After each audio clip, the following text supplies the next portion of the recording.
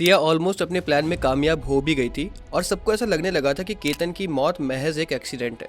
लेकिन यहाँ पर केतन की माँ, उनको शक जरूर हुआ क्योंकि उनको पता था कि उनका बेटा बहुत अच्छा ट्रैकर है और वो कभी ऐसे ट्रैकिंग करते टाइम फिसल के मर नहीं सकता। केतन की माँ ने पुलिस पर प्रेशर डाला सीसीटीवी चेक करने के लिए और यहाँ पर जो पुलिस को दिखा उसने सबको चौंका दिया।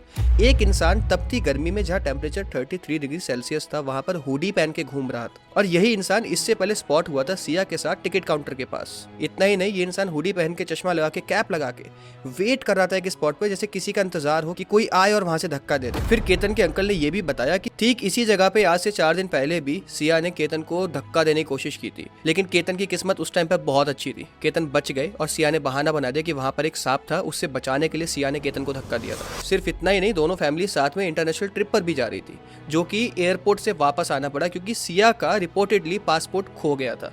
इतने सारे क्लूज होने के बाद भी परिवार को एक बार भी सिया के इरादों पे शक नहीं हुआ। उसके बाद जब पुलिस ने अपनी छानबीन की तो यहाँ पे पता लगता है कि सिया के बीच और उस हुडी वाले लड़के के बीच 2 दिन में 40 बार कॉल हो चुकी है।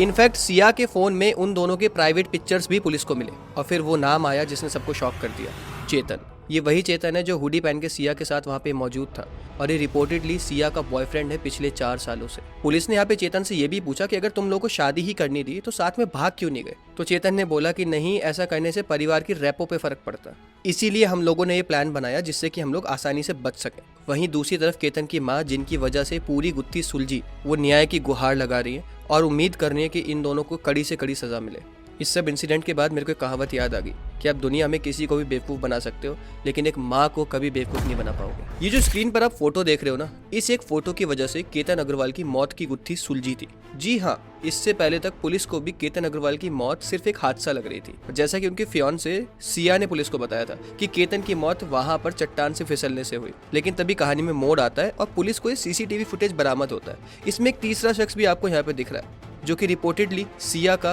बॉयफ्रेंड है और इन दोनों ने साथ में मिलकर केतन को वहां से धक्का दिया। इसके बाद जब पुलिस ने थोड़ी और सख्ती से पूछताछ की तो सिया ने अपना जुर्म कबूल लिया। सोचो, एक लड़का जिसका शायद कोई दोष भी नहीं था, उसको सिर्फ इसलिए मार दिया गया क्योंकि उसकी होने वाली फियांसे, उसमें इतनी हिम्मत नहीं थी कि वो अपने परिवार को बता सके कि मैं ऑलरेडी किसी और से प्यार करती हूँ।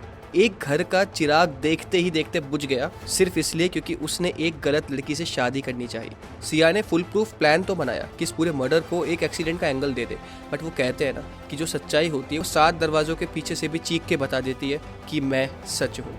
एक ज़माना था जब टीवी पर एक शो आता था, ना आना इस देश मेरी लाडो, लेकिन आज के ज़माने में एक शो और आना चाहिए, ना आना इस देश मेरे भाइयों, क्योंकि जिस तरीके से आज की डेट में लड़कों के मर्डर हो रहे हैं ना, वो सच में हिला देने वाले इंसिडेंट्स हैं। कभी किसी को नीले ड्रम में भरा जाता है, कभी किसी को चट्टान से फेंक दिया जाता है, तो कभी किसी के खाने में जहर मिला दिया जाता है। और तो और लड़कों की डेथ के कुछ वक्त बाद ही इस पे मीम बनने लग जाते हैं, जैसे कि नीले ड्रम वाले केस को आप देख लो। आज की डेट में लोग एक दूसरे को मजाक के तौर पे बोलते हैं कि भाई नीला ड्रम, आर वी किडिंग। इतने सीरियस इशू को हम लोगों ने फनी मोमेंट बनाया हुआ है। आई एम रियली थैंकफुल कि पुलिस को सीसीटीवी फुटेज मिला, वरना केतन अग्रवाल को कभी भी इंसाफ नहीं मिल पाता। इंटरनेट पर अभी तक कुछ लोग बोल रहे थे कि सिया को इस पूरे मामले में फंसाया जा रहा है। मैं चाहता हूँ ये वीडियो आप उन लोगों के साथ जरूर शेयर करना ताकि उनको पता चल सके कि पूरा केस कैसे सॉल्व हुआ।